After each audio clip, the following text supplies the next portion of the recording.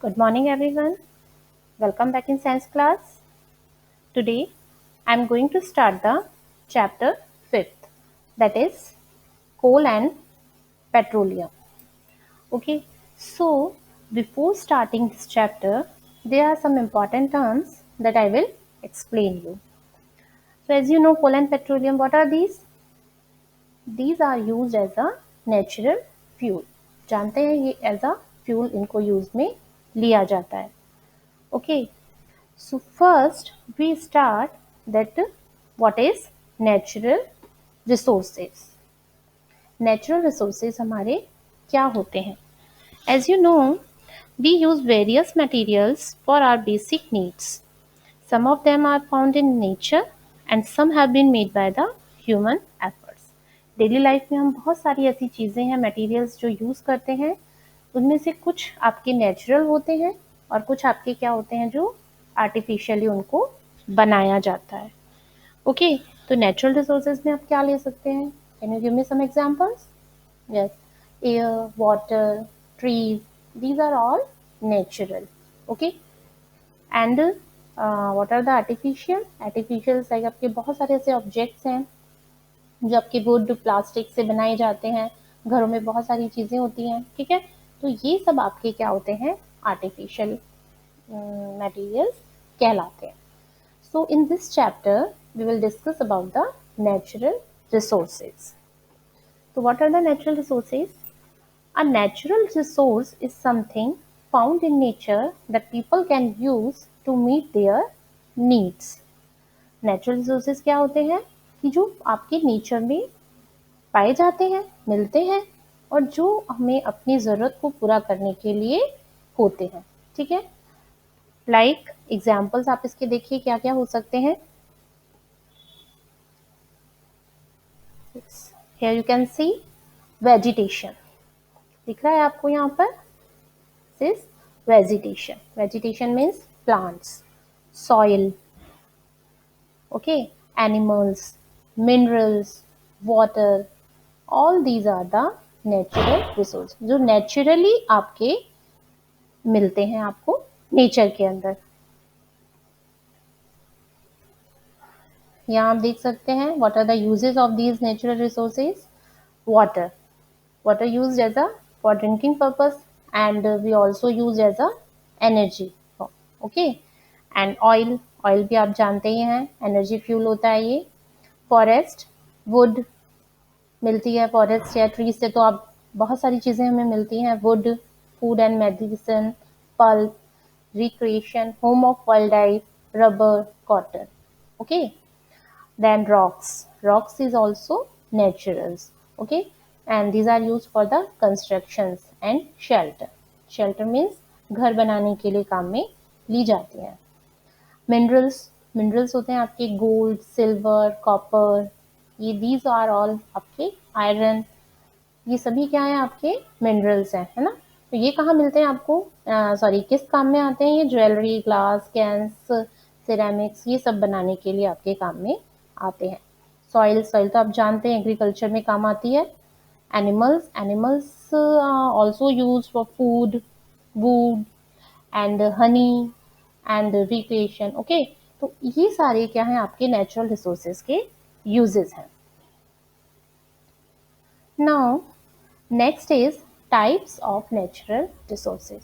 Natural resources को भी हम फर्दर 2 टाइप्स में डिवाइड कर सकते हैं. ओके, तो first is inexhaustible natural resources. ये क्या होते हैं? These resources are present in unlimited quantity. ठीक है, जैसा कि आप जानते हैं कि जो भी नेचुरल रिसोर्सेज हैं आपकी लिमिटेड क्वांटिटी में होते हैं, है ना, और कुछ ऐसे होते हैं जो आपके अनलिमिटेड है कि आप उनको यूज में ले सकते हैं.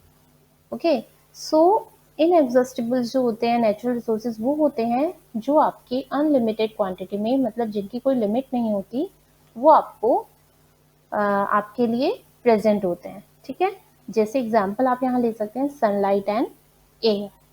सनलाइट है, एयर, दोनों हैं आपके जो ये you can see this. Okay, sunlight आपकी किस काम आती है? सोलर एनर्जी, सोलर एनर्जी में आती है ना। सोलर कुकर्स बनाए जाते हैं, इससे बहुत सारी चीज़ें हैं जो आपके सोलर पैनल्स पर काम करती है। It is used as a energy. Okay.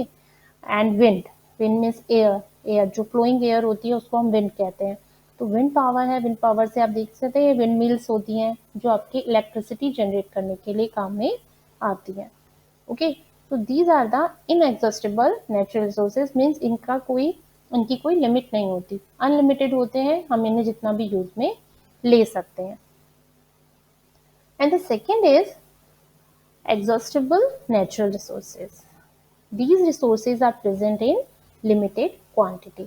जो आपके limited quantity में present होते हैं, जैसे आपकी forest, minerals and coal. These are all exhaustible natural resources, जिन्हें आपको बहुत सोच समझ के बहुत अच्छे से सावधानी से आपको काम में लेना है, क्योंकि अगर एक बार ये खत्म हो गए, है ना, बोल रहे हैं ना लिमिटेड, तो ये सब इन चीज़ों की क्वांटिटी क्या है, बहुत ही लिमिटेड है। इनको बनने में बहुत टाइम लग जाता है। लाइक कोल हैं आपके, मिनरल्स हैं, मिलियंस ऑफ ईयर्स लग जाते हैं इनके फॉर्मेशन में। ठीक है। तो इन्हें हमें क्या करना है, बहुत माइजरली, मतलब बहुत सावधानी से यूज में लेना है। नहीं तो क्या होगा कि नेक्स्ट जनरेशन, जो भी हमें आगे की जनरेशन जो भी आएंगी, उनके लिए ना तो आपके लिए कोई फ्यूल बचेगा, ना कोल बचेगा, और ना ही आपका वाटर है। जैसे वाटर भी आपका एक एग्जिस्टेबल रिसोर्सेज में आ जाता है। ड्रिंकिंग वाटर जो होता है आपका, ड्रिंकिंग वाटर होता है ना, लिमिटेड ही है। ठीक है। तो उसे भी आपको बहुत अच्छे से सोच समझ के काम में लेना है, उसको वेस्ट नहीं करना है। Okay. so these are all your limited exhaustible natural resources. Here you can see soil, forest, LPG. LPG is a fuel, liquid petroleum gas होती है ना, जो आपके घरों में बर्नर्स, उसमें सॉरी किचन में सिलेंडर्स में जो भी गैस फिल होती है, वो कौन सी होती है आपकी? LPG गैस होती है। तो वो भी आपके क्या है, ये एक तरह का आपका फ्यूल की तरह काम में आती है। कोल, कोल आप जानते ही हैं सब, कोयला जिसे हम कहते हैं। Okay. These are the your natural resources. Okay, here you can see there are two types of natural resources, exhaustible and inexhaustible. Exhaustible में क्या होता है आपके?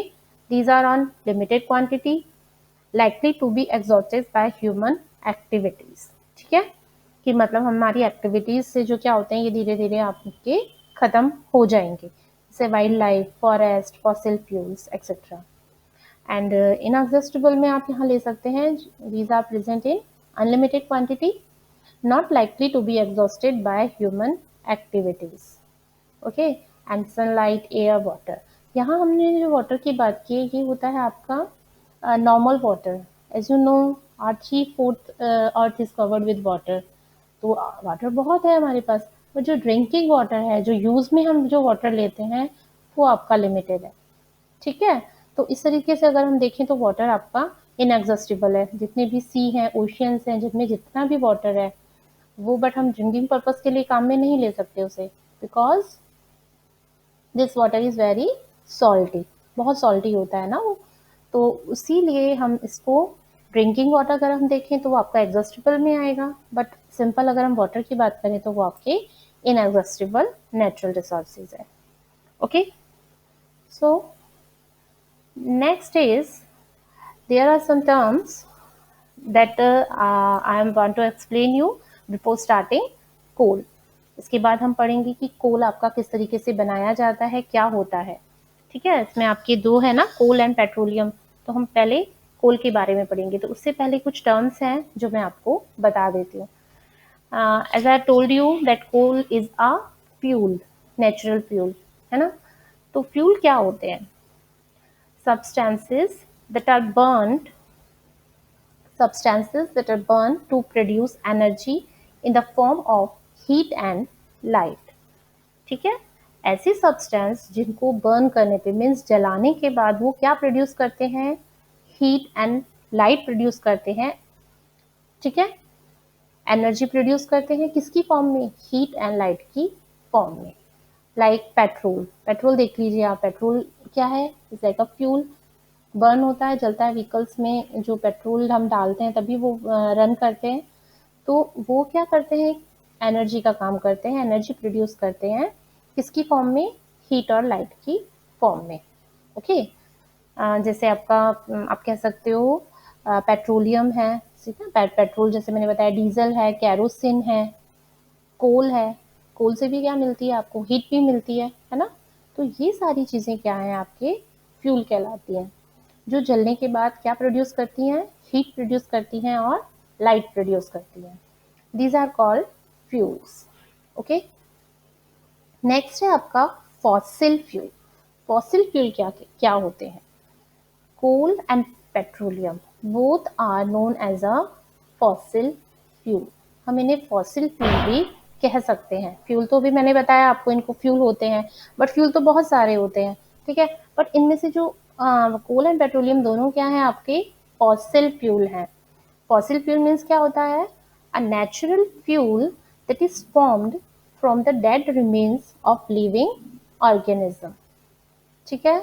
जो लिविंग ऑर्गेनिज्म है, लिविंग में क्या क्या आते हैं आपके, प्लांट्स, एनिमल्स, ह्यूमन बींग्स, सभी आपके लिविंग ऑर्गेनिजम्स में आते हैं। तो इनके डेड रिमेन्स से, मीन्स जब ये डेड हो जाते हैं, ठीक है, तो इनका जो अवशेष बचते हैं, मीन्स जो इनका रिमेन्स होता है, उससे जो फ्यूल बनता है, this is called as a fossil fuel. उसे हम क्या कहते हैं, फॉसिल फ्यूल कहते हैं, ठीक है। अभी हम आगे इनके फॉर्मेशन के बारे में जब पढ़ेंगे तो ये बहुत अच्छे से आपको एक्सप्लेन कर देंगे, ठीक है। नेक्स्ट एक टर्म आएगी इसमें आपकी, carbonization. What is carbonization, slow chemical process of conversion organic matter into coal. Okay, कि जो ऑर्गेनिक मैटर है, जैसे मैंने आपको बताया लिविंग ऑर्गेनिजम्स का जो डेड रिमेन्स होता है, this is called organic matter, है ना। तो वो जब कोल में चेंज होता है, ठीक है, किस प्रोसेस के थ्रू, केमिकल प्रोसेस के थ्रू, तो इस प्रोसेस को हम क्या बोलते हैं, carbonisation. When organic matter change into coal by the chemical process, this process is called carbonisation. Coal बनने का जो फॉर्मेशन होता है उसको ही हम कार्बोनाइजेशन कहते हैं। Okay okay, so next start the coal. अब यहाँ पर कोल स्टार्ट करने जा रही हूँ कि कोल क्या होता है और किस तरीके से इसका फॉर्मेशन हुआ है या किस तरीके से ये बनता है। ओके, कोल आप सभी लोग जानते ही हैं क्या होता है, कोल मीन्स होता है, यस, कोयला। देखिए, coal is a black coloured hard fossil fuel. Black colour होता है इसका और हार्ड होता है, ये टच करके देखा होगा आपने, इसको हार्ड होता है, इजीली आप उसको ब्रेक नहीं कर सकते, तोड़ नहीं सकते, है ना। There are different varieties of coal based on carbon content. As you know, carbon is present in coal. Coal के अंदर क्या प्रेजेंट होता है, कार्बन होता है, ब्लैक कलर का होता है ना वो, तो कार्बन होता है उसके अंदर। तो उसके अंदर कार्बन की जो क्वांटिटी होती है, कितनी क्वांटिटी में आपका कार्बन उसके अंदर प्रेजेंट है, उसके बेस पर हमने यहाँ पर जो कोल है वो 5 टाइप्स का आपका होता है। ओके, सबसे फर्स्ट है इसमें एंथ्रासाइट। इसमें कितना कोल आपका, सॉरी, कार्बन प्रेजेंट है, 92 to 96% इसके अंदर कार्बन होता है। बिट्यूमिनस, इसमें होता है आपका 65 से लेकर 80% तक कार्बन होता है।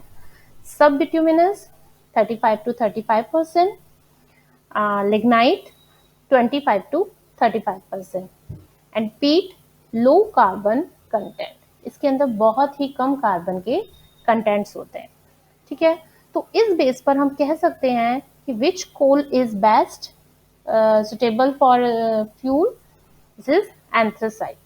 जो एंथ्रासाइट होता है वो आपका सबसे अच्छी क्वालिटी जो कोल की आप कह सकते हैं वो होती है आपकी एंथ्रासाइट, क्योंकि इसमें बहुत ज़्यादा मात्रा में, बहुत ज़्यादा क्वांटिटी में क्या प्रेजेंट होता है, कार्बन प्रेजेंट होता है, जिससे जब हम इसको बर्न करते हैं तो बहुत ज़्यादा क्या प्रोड्यूस होती है, हीट प्रोड्यूस होती है, और जो स्मोक होता है वो कम से कम इसमें से निकलता है, धुआं निकलता है ना जो ब्लैक, वो बहुत कम निकलता है। तो जो एंथ्रासाइट टाइप का जो कोल है वो आपका बेस्ट कोल होता है, और जो इसमें आप देख सकते हैं सबसे कम क्वांटिटी किसके अंदर है, आपके पीट। तो पीट जो है आपका वो सबसे लोएस्ट टाइप का आप कह सकते हो कोल होता है। ठीक है, तो हम जो घरों में डोमेस्टिक पर्पसेस के लिए जो भी हम ज़्यादातर जो कोल काम में लेते हैं वो आपका किस टाइप का होता है, एंथ्रासाइट होता है। ओके, नेक्स्ट है आपका हाउ कोल वॉज फॉर्म्ड, कि कोयला कैसे बना। ठीक है, ये क्वेश्चन आ रहे हैं कि ये बना कैसे। इट्स अ नेचुरल, आपको पता है ये नेचुरल होता है, तो बट किस प्रोसेस के थ्रू इसको बनाया जाता है या ये किस प्रोसेस से बनता है, तो ये इस प्रोसेस के बारे में हम अभी इस चैप्टर में पढ़ेंगे। Okay, about 3 million years ago the earth had dense forest in low lying wetland areas। देखिए यहाँ पर आप देख सकते हो, यहाँ पर before the dinosaurs many giant plants died in swamps. Swamps means होती है एक तरह की दलदल, जिसको आप कह सकते हो, जो वेट लैंड होती है, हल्की सी जो लैंड कैसी होती है, गीली होती है ना। उस लैंड में जो क्या है कि आपके जो प्लांट्स हैं या फॉरेस्ट हैं वो क्या हुए, नीचे दब गए। और ये कितने टाइम पहले की बात है, 300 मिलियन ईयर्स अगो, मतलब इतने 300 करोड़ साल पहले ये सब चीजें जो फॉरेस्ट हैं वो आपकी कहाँ क्या हो गया था, जमीन के अंदर क्या हो गई थी, दब गई थी। और किस तरह की जमीन होती है, वो वेटलैंड होती है। ठीक है, स्वैम्प एरियाज होते हैं। Now due to natural process like flooding, flooding means होती है आपके बाढ़, जिसकी वजह से these forest got buried under the soil, उसकी वजह से जो ये है आपके सॉइल के अंदर नीचे क्या हो गए, दब गए। ओके, देखिए 100 मिलियन ईयर्स अगो। फिर ये आपके इसके ऊपर ये डेड प्लांट्स नीचे दिख रहे हैं आपको, यहाँ भी आपने देखा ये प्लांट्स हैं। ठीक है, और ये डेड प्लांट्स हैं। डेड प्लांट्स क्या हुए, नीचे जो प्लांट्स दब गए वो डेड हो गए, फिर इनके ऊपर एक डर्ट की लेयर आ गई और ऊपर ये वाटर। ठीक है, ये वाटर। तो इस तरीके से जो प्लांट्स हैं वो बहुत ज़्यादा नीचे ज़मीन में धंस गए। Over millions of years the plants were buried under water and dirt. ठीक है, पानी और डर्ट के नीचे वो क्या हो गए, दब गए। Then heat and pressure turn the dead plants into coal. Okay, उसके बाद हीट मीन्स टेम्परेचर, प्रेशर, कुछ क्लाइमेटिक चेंजेस जैसे होते हैं, तो उसकी वजह से जो आपके डेड प्लांट्स हैं वो किस में चेंज हो गए, कोल में चेंज हो। ओके, समझ में आया आपको। ये 3 प्रोसेसेस मैंने यहाँ दिखाए हैं। देखो आपको सबसे पहले जो ये प्लांट्स हैं वो आपके तो क्या हो गए, लैंड के अंदर बरीड हो गए। ठीक है, उसके ऊपर उनके ऊपर डर्ट और वाटर की लेयर आ गई, जिससे वो और ज़्यादा ज़मीन में एकदम दब गए। ठीक है, और फिर उस ज़मीन पे जैसे प्रेशर में चेंज होता है, टेम्परेचर में चेंज होता है, क्लाइमेटिक चेंज होते हैं, जिसकी वजह से धीरे धीरे ये जो प्लांट्स हैं वो आपके किस में चेंज हो गए, कोल में। और इन सब जो प्रोसेस है इसमें कितना टाइम लगता है, मिलियंस ऑफ ईयर्स लगते हैं। आप देख रहे हैं ना, ये 300 मिलियंस पहले की बात कर रहे हैं, उससे लेकर अब तक आपको ये कोल मिला है, तो इसको बनने में बहुत ज़्यादा टाइम लग जाता है। इसीलिए हम क्या बोलते हैं, लिमिटेड रिसोर्स है ये भी आपका एक। ठीक है, क्योंकि इसके जो प्रोसेस है इसके फॉर्मेशन में बहुत ज़्यादा टाइम लगता है, बहुत मिलियंस ऑफ ईयर्स लग जाते हैं। इसीलिए ये आपका क्या है, इनएग्जॉस्टिबल नेचुरल प्रोसेस है। ओके, समझ में आया आपको। एक बार मैं वापस आपको ये एक्सप्लेन कर देती हूँ क्या होता है। About 3 million years ago, the earth had dense forests in low-lying wetland areas. Due to natural processes like flooding, these forests got buried under the soil. As more soil deposited over them, जैसे जैसे उनके ऊपर more ज़्यादा से ज़्यादा soil deposit होती गई, they were compressed. वो क्या हो गए, compressed हो गए means दब गए. The temperature also rose as they sank deeper and deeper. Okay, temperature में भी चेंज हुआ, जिससे वो नीचे नीचे, डीपर मीन्स जमीन में, अर्थ के अंदर और भी ज़्यादा नीचे गहरे में चलते गए। Under high pressure and high temperature dead plants got slowly converted to coal.